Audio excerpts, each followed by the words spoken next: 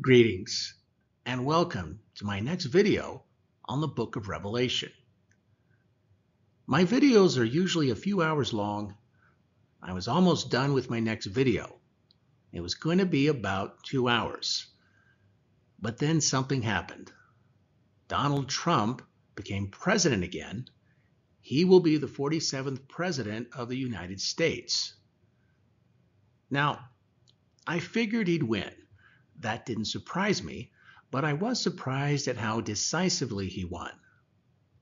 Along with winning the Electoral College, he also won the popular vote. The Republicans took the Senate as well as keeping the House. And the other side, instead of starting a civil war, most have accepted the outcome. If it had been a much closer election, the reaction may have been different. One of the things I was really impressed with is that despite the other side calling Trump supporters hateful, intolerant, bigoted, misogynistic, all those terrible things, the majority of voters disregarded the labeling and reelected Donald Trump anyways. That is significant. I was very happy with the results, and my interpretation of Revelation is still good, but the election results did modify my outlook just a bit. The judgments that we were in have now been somewhat staved off. That doesn't mean we're out of danger. Greater judgments could certainly be on the horizon. It all depends on the people, whether or not they choose righteousness or evil. So before I release my longer video, I've decided to release some smaller parts of it, and then just watch things for a bit. And when direction seems more certain, I'll release the video that explains how the book of Revelation predicted what we've just been through and what else we can possibly expect over the next few years. As for this video, nothing too deep. Actually just going to have a little fun with one of the lesser controversial topics of the book of Revelation.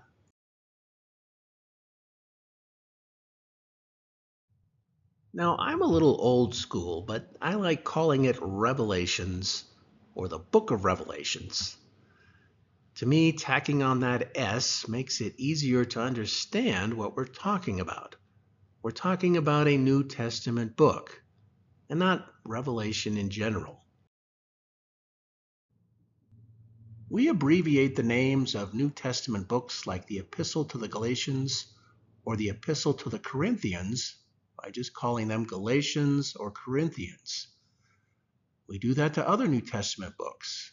And if you think about it, leaving on that S at the end doesn't make a whole lot of sense unless you understand it's an abbreviation. So for those who say that it doesn't make sense to call the last book Revelations, none of these other abbreviations make a whole lot of sense either. But I think that's why Christians started tacking the S on at the end of Revelation. It didn't make any more sense than it does at the end of these other New Testament books, but it did make it easier to associate it with them. And secondly, this book isn't really a revelation. It's a vision. Revelation is something we hear with our spiritual ears. Visions are something we see with our spiritual eyes. D&C 76 records the vision of the 3 degrees of glory, as seen by Joseph Smith and Sidney Rigdon in 1832. And for a long time, it wasn't known to church members by its section number. They simply called it the vision. Most of the D&C is Revelation, but D&C 76 is an exception. And I would add that D&C 138 is also a vision. It's a vision that Joseph F. Smith had of the spirit world. And Revelation is usually pretty straightforward, whereas visions can have a lot of symbolism that requires interpretation. And that is certainly the case with the book of Revelation. That being said, John did refer to his vision as an apocalypse, which interpreted from Greek is a revealing. And as far as the S is concerned, In the world of traditional Christianity, they now drop the S.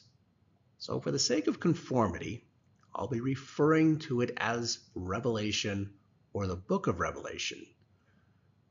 What's most important isn't what we call it. It's understanding its message and how it applies to our day. Now, just as a side note, back in my mission days, a similar controversy came up in my mission, about what to do with the S. There were a few missionaries in the front office. They were seeing a lot of requests for more Book of Mormons.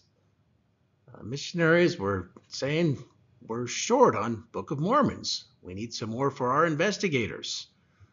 Well, these office missionaries didn't like the grammar. They thought it was incorrect. So in the next mission letter that came out once a month, they put an article in there about this, and they said they were not understanding these requests.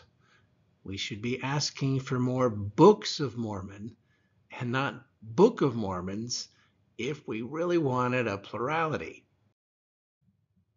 Now, they were being a little tongue-in-cheek, but also a little serious as well.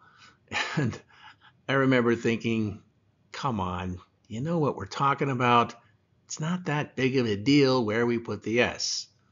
But it kind of was to them.